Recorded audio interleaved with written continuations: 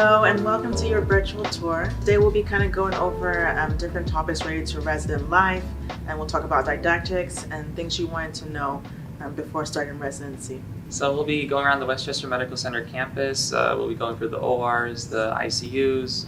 We'll visit one of the trauma bays. We'll go through the resident call rooms and even go through some of the lounge areas and the cafeteria as well today. So just to discuss one of the other hospitals we typically rotate at is Danbury Hospital, which is over in southwestern Connecticut, about an hour drive, or 40 minutes to an hour drive from the Westchester Medical Center campus. We have a resident house there that you can stay at as well to have some kind of closer proximity to that hospital. Danbury Hospital itself is a kind of like our ambulatory care kind of experience where they do a lot of same-day surgeries. So as opposed to Westchester Medical Center where you do a lot of more intensive trauma kind of cases with really sick patients, over at Danbury you kind of get the experience of same-day surgery and how that schedule over there works out.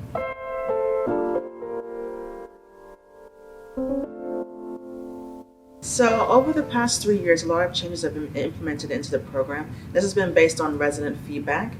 So one of the big things that we may have previously mentioned is the team captain call. One of the criticism that we had is that we want to help transition more into attending life and have more experience supervising residents. So as a team captain role, you get to supervise residents on call and get to see kind of behind the scenes of how to run a board. So that has been a big change this year. Some of the other changes is that we were initially rotating at 2 other sites.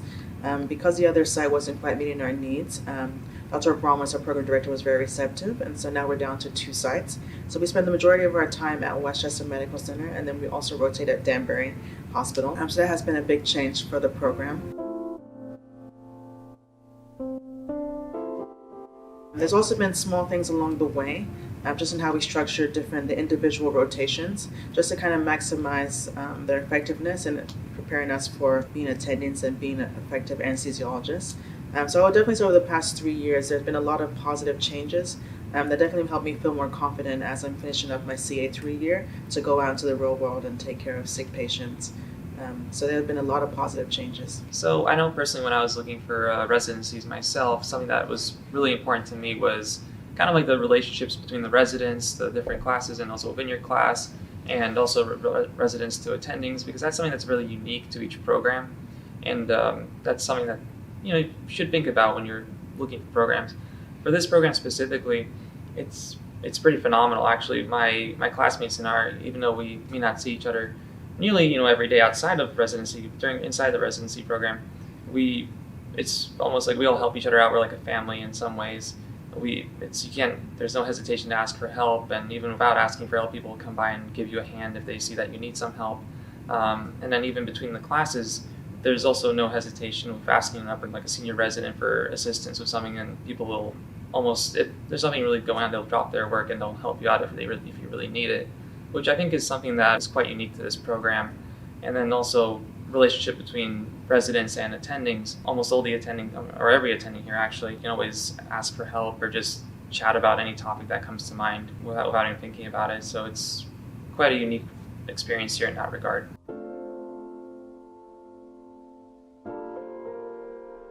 So the CA3 class is pretty unique in that we have almost well over half our class are going into fellowships.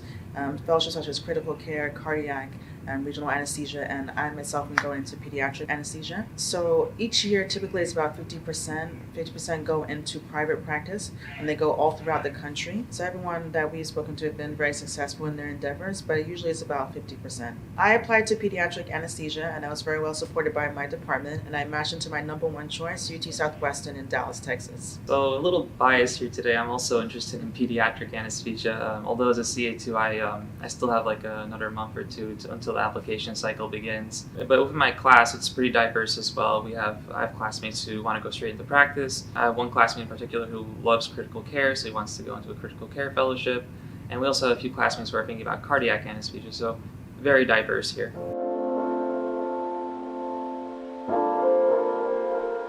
All right, guys, let's go on the tour of the hospital. Let's get going.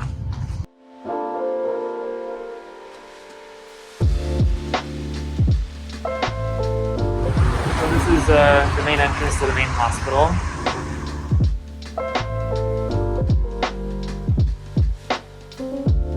So we're going to the children's OR. We have a dedicated children's hospital, Maria Ferrari Hospital. One of the few dedicated children's hospitals in this area, actually. So this is the front entrance of our Maria Ferrari Children's Hospital. So let's go take a look.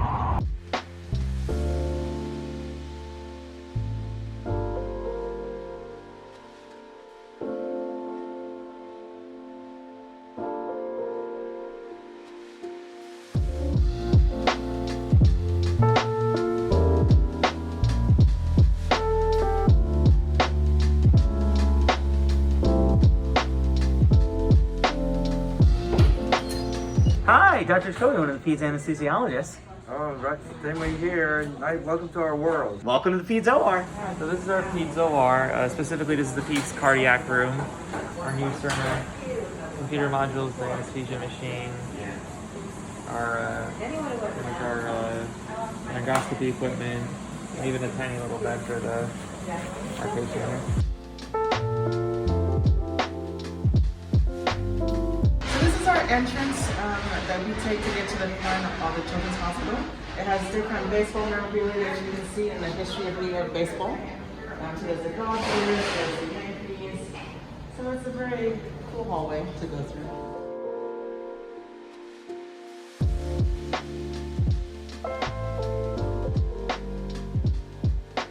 So in terms of cafes in this hospital, this is one of 2 Paneras. The other one's over at the main hospital as well, where you can get a pretty good deal on coffee, tea, or pretty much some late night food if you're craving. And the Panera and the main entrance is open almost 24 hours. As residents, you get $6.50 split up over a year, so you get $3.25 one semester and $3.25 the other. You can split it between Panera and the cafeteria.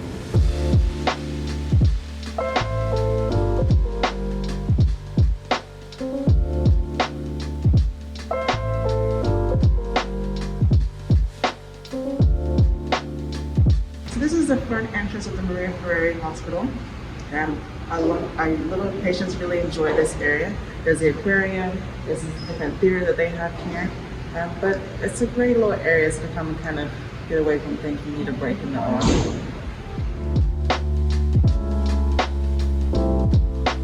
This is our ambulatory care pavilion. It opened about a year and a half ago. And most of the procedures we do here in this pavilion are same-day cases. The patients who come in and leave the hospital essentially the same day. And generally, these are hernia repairs, dental procedures, severe anesthesia, a lot of the bariatric surgeries as well.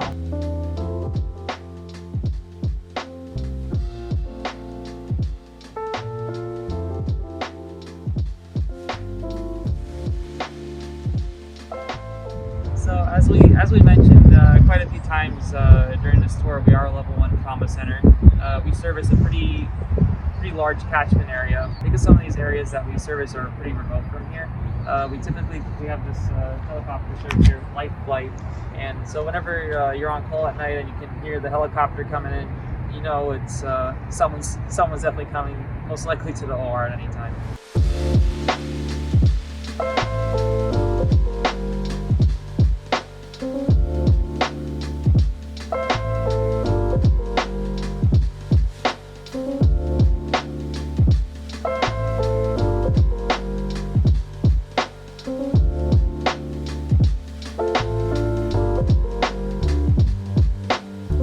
So this is our level trauma bay. Residents come for level 1 and level 2 traumas, and they'll meet the attending here. But when you come here, you'll see the surgeons, the ED physicians. So we work together as a team to take care of the patient.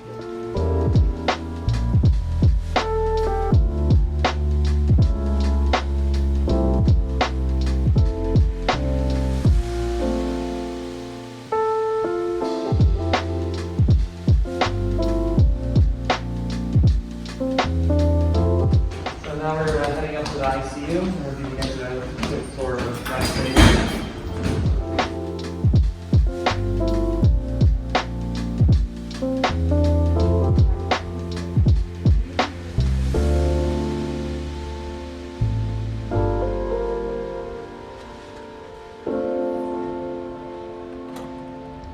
So this is, we're just standing at about the main entrance. We have two trauma ICUs. We have TICU South and TICU West. We also have a SICU, a surgical ICU that we commonly rotate in, as well as a MICU, medical ICU that you do 2 rotations in during your intern year.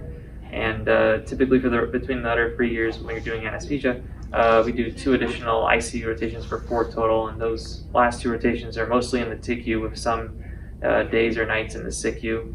Typically the schedule is broken down into 12-hour shifts. You either do the day shift 6 a.m. to 6 p.m. or you do a night shift 6 p.m. to 6 a.m. and you do about anywhere from 19 to 21 of those shifts per 4-week block.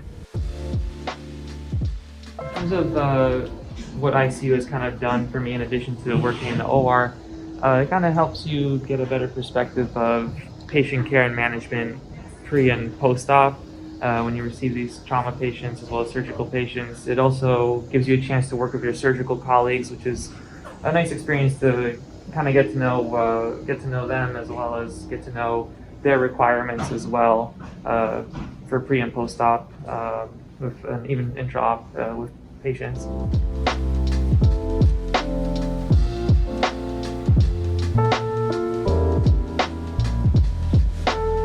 So this is our entrance to the labor and delivery.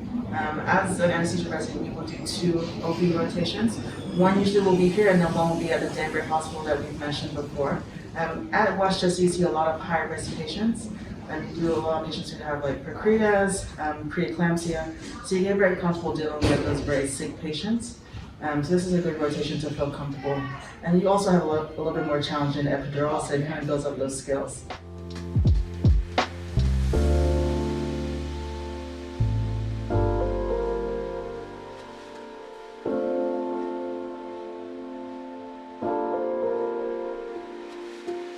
So as we have 3 residents, we have 3 call rooms. We have a female call room, we have a male call room, and a unisex call room. So we're gonna take a quick peek into the female call room.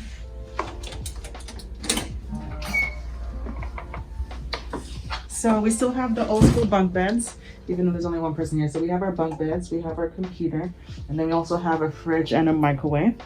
And then we have a TV if you have time on call to watch something. But yeah, this is our little second home. All the essentials. So as we said, there's 3 residents on call. So we have the 3 call rooms. We have a senior call, which covers traumas and an OB. We have an OR resident, and then we have the team captain, who's a CA3 who is there for support for the junior resident, and then also runs the board. So that's our call structure. We take about 4 calls per month, and one of them is a weekend call, and we try to alternate Saturday and Sunday. And typically, even with call, you do about 50 to 60 hours per week. And then for each call schedule, we usually have 2 attendings on call with us, 1 attending to cover the ORs and 1 attending to cover OB, traumas, and airway emergencies. And when you come on a weekday call, you come in at noon, and then weekends are full 24 hours. So coming in at noon is nice just because it gives you a little time to rest before call. And then the team captain mirrors the same call schedule as the attendant, so they come in at 4:30. So we're in the main ORs. This is OR 10. So this is kind of our typical setup. We have our anesthesia machine, and then we recently converted over to Cerner inter-op record. So that went live this week, so hopefully by the time you get here, all the things will be worked out. And then in each OR, we have a Pyxis, so it makes it easy to get prepared in the morning. And then we have our anesthesia card.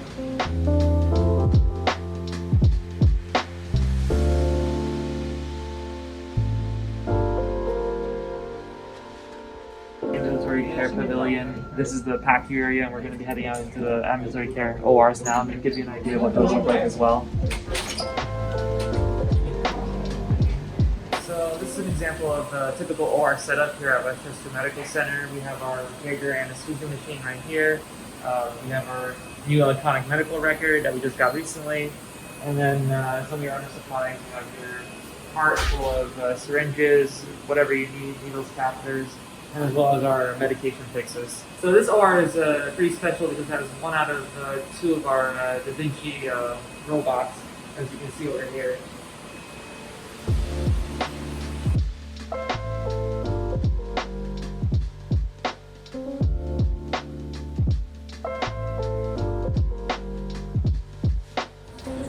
So now we're going to take the elevator down to see the main cafeteria for this hospital. So this is the main entrance to our cafeteria. We have a variety of different foods here. There's a sushi bar, that's like a burger grill, there's a sandwich bar. So you can get a variety of different foods here. And as we said, you split up $325 each semester between the cafeteria and the Panera. And just to give you an idea of what kind of foods they have, every day of the week they try to rotate out some foods. So they can do Greek one day, Italian, stir fry, and even Taco Tuesday. So this is one of our fluoroscopy suites where we typically do, you can do chronic pain procedures here on the fluoroscopy, cardiac caths, or cardiac device placements, TEEs, or even ablations of various arrhythmias under anesthesia.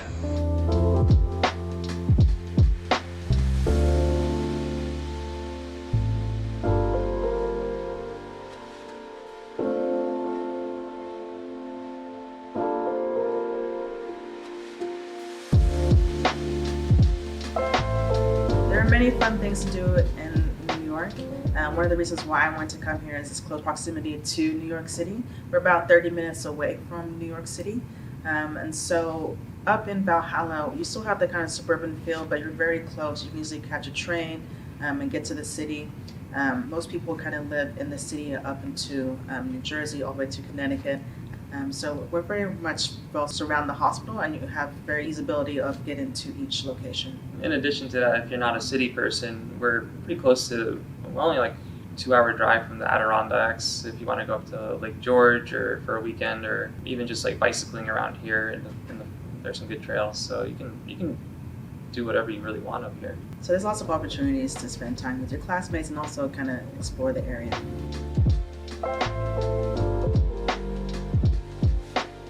So thank you for joining us on our virtual tour today. And if you have any further questions that we were not able to answer during this tour, please feel free to email either of us. We're always available to answer any questions, and we wish you all the best in the match. Good luck, everyone.